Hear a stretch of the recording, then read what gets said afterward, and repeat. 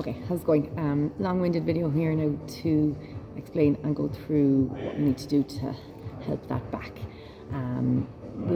This is me assessing the situation without doing an actual physical assessment, but it's pretty clear what's going on and how we can attack it.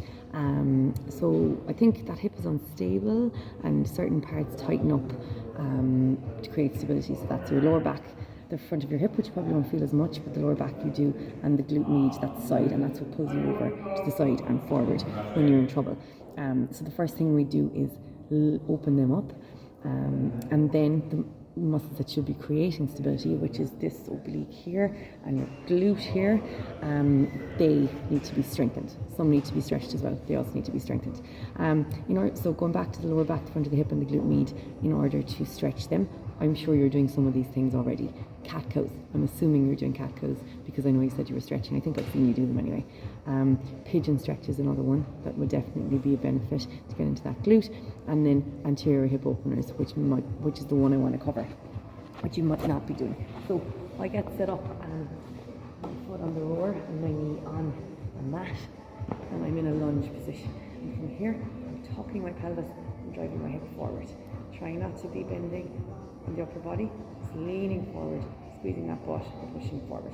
Let's do about 10, and then after that then, you're going to do the same thing, but you're going to reach forward with the arm, or reach up with the arm, really reaching, getting a stretch all in the front here. And then the last one, the hip stays where it is, hands go up overhead, and you lean back a little bit, you turn to the left, turn to the right. Again, 5 each side of those.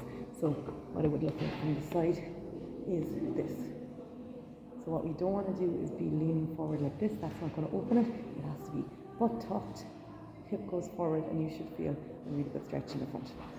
Obviously do that on both sides. Then we're looking to work on our obliques.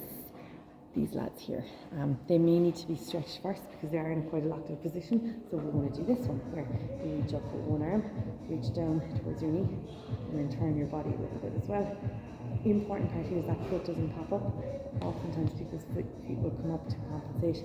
Do not do that. So we're going to reach up, reach down, and turn. That should stretch that side. Also trying to really drive that hip over a little bit as well to extend that stretch. With those, it's better to do reps as opposed to holding, so about 5 each side, but just spend about 2 seconds at the end of each rep. Then side bridges, they're boring, but they're hard, but they're good. That's going to really work for you. You will have to make sure that you're stacked, so that you're here, you're not turned in, you're not turned back, that you're not closing the hip. You've got to hold that position. If you can't, put your knee down, lift your hips up and drive forward, and that will work that lower oblique more than the upper one. Once you get the hang of that, you can play around with that. You can go for increasing the amount of time you spend. You can go for putting a weight down here, but just make sure the positioning is good. Then advance that on by doing a march. So this is where that hip stability comes in. Go down to your side, hips up, and you're lifting that knee and coming back down. So see how there's no movement here? If you find you're kind of moving around, then there's something compensating. So stay there, put your knee down again if you want, lift, back down. So that's just going to create stability in those obliques. With all of these, by the way, doing 3 rounds of each, roughly 10 reps will be perfect. Then standing dumbbell bend, this is another way to go about it. You can have your dumbbells by your sides. You're going to lean over to the side, so we're reaching down with that left arm while I open up this section, back to center, reaching down, back to center. With all of these, just try to stay square. If you're reaching down and you're reaching forward, it's going to reinforce bad patterns of coming forward here, so you want to make sure you're going nicely to the side like that. Watch yourself in the mirror or in your camera doing those. So that's strengthening your obliques. Glutes then, trying to strengthen them. Easy, not easy, simple.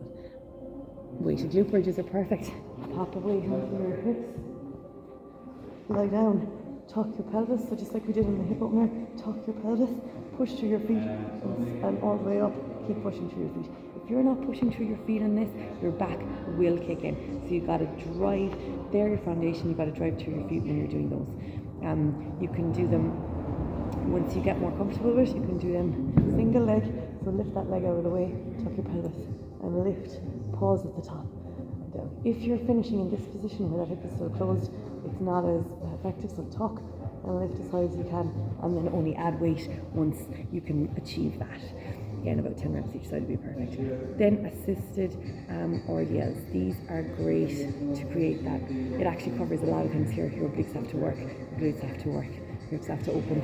You are going to, the reason I say assisted is because it can be hard to balance with these, doing single leg, so it's better to hold on to something so that you can achieve that balance a little bit more. I'm just gonna, oh my god, go. I'm just gonna hold on here. You can't see me, let's move this. So I'm holding on to the ski, I've got the weight in my hand, I'm pushing through my standing leg, and just hinging. So unlocking the knee, hip going back, standing back up. Make sure that this standing leg that you're driving on that hip goes backwards, as opposed to just reaching down here. You want that hip to drive back. You want to feel the outside of that hip working, hamstring, and rooting through the foot. 10 each side of those is perfect. So general rule, 10 each side, 3 rounds. You can superset them, whatever you want. That's it.